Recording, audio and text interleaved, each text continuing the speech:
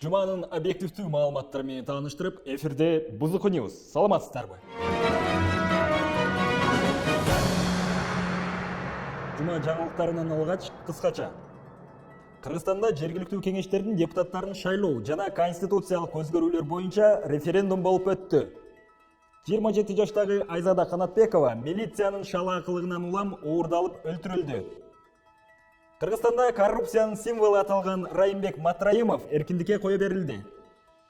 Президент Садыр Жапаров кыргызстандыктарды COVID-19 дартына каршы уул коргошун ичүүгө чакырды. Саламаттыкты сактоо жана социалдык өнүктүрүү министри Алымкадыр Бейшеналиев түз эфирде уул коргошун ичти. Камчыбек Ташиев Кемпир Абадка барып, менин каякта иштеримди билесиңер, деп элди коркутту.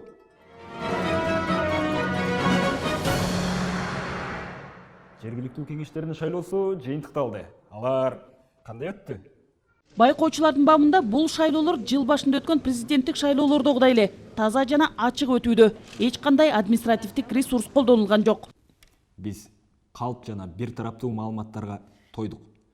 Кызык, биз чын эле бир өлкөдө жашайбызбы? КТРК мындай жаңылыктарын кайдан алышты?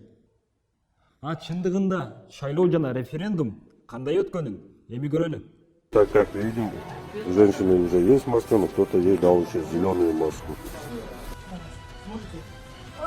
Тихо. Сейчас я держу вас.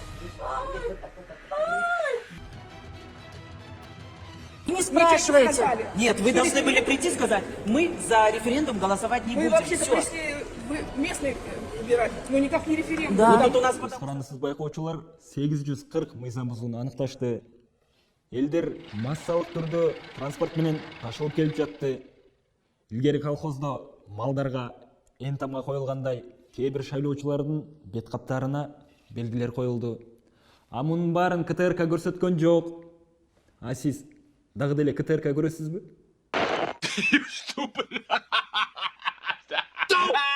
КТРК маалыматты туура көрсөтпөгөнүнүн дагы бир далили.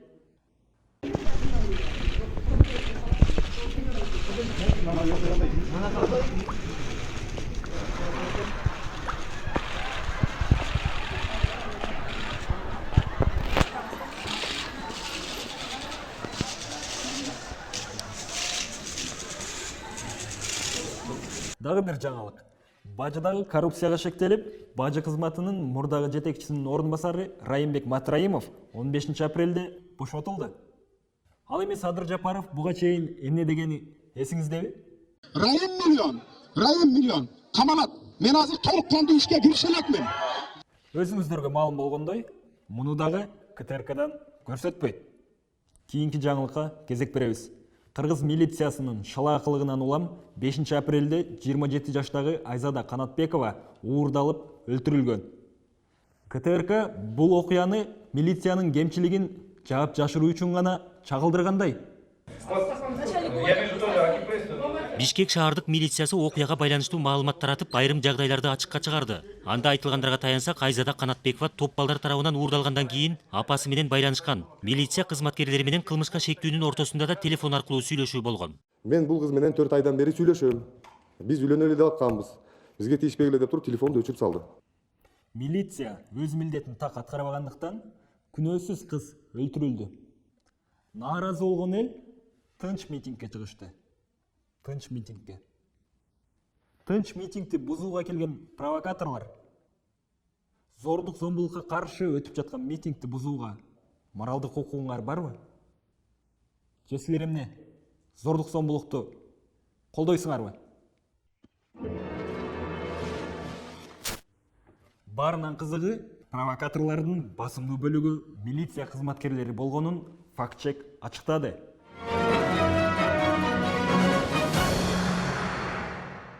Садыр Жапаровдун көмүскө таланттары ачылууда. Көрсө ал табып дарыгер экен. Бир нече күндөн бери мамлекеттик резиденцияда коронавируска каршы дары кайнатууда. Тагыраагы уу кайнатууда. Жапаровдун дарысын жарнамалоону КТРК колго алган. Байма-бай сюжеттерди чыгарып, жарнамалап берди. Ал эми түз эфирде ичип, саламаттыкты сактоо министри Алымкадыр Бейшеналиев дарынын бренд амбассадору аталды. Таң алыштуусу чимкирик атка конгон 6-чы чакырылыштын депутаттары бир пайдалуу ишке жарашты. Алымкадыр Бейшеналиев кыргыз медицинасын уят кылды деп үн катышты. Ошончо жылдан бери эмгектенип келаткан бүтүндөй кыргыз медицинасын дагы ушул министр абдан уят кылды.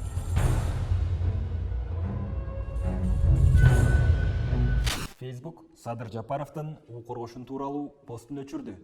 Албетте, Facebook КТРК беле адам өмүрүнө коркунуч туудурган ууну жарыя кылбайт. Эл арасында шылуун атка конгон Хашим Зайналиев деген табак бар. Ал жакында Садыр Жапаровдун уу коргошунун мактаган эксперт болуп чыга келди. Жада калса КТРК ал жөнүндө сюжет чыгарып да жетишти. Эту систему я называю альтернативной медициной. Образования медицинского у меня нет, оно мне и не нужно. У меня 30 лет опыта. УКМК төрагасы Камчыбек Ташиев Кемпирабадка барып, жергиликтүү эл менен жолугушту. Жолугушуу учурунда Ташиев каякта иштээрин жергиликтүү элге бир канча ирет эскертти. Аны жергиликтүү бир аксакал бизди коркутпа деп ордуна койду. Эмнесе калтырбайлык, провокация калтырбайлык, баягы кызмат абалдан пайдаланбайлык. Мен каяда иштеймин дегенди айтпайлык. Биз билебиз каяда иштешиңизди. Ал угроза керек жок. Мен учурда турулганмын, Камчыбек Кыдыршаевич. Мына өзгөн суу. Граница. А муну КТРК көрсөтпөйт. Сиздер Бузуку Ньюс менен бирге болдуңуздар. Сыналгыдан көрсөтпөгөндү биз көрсөтөбүз.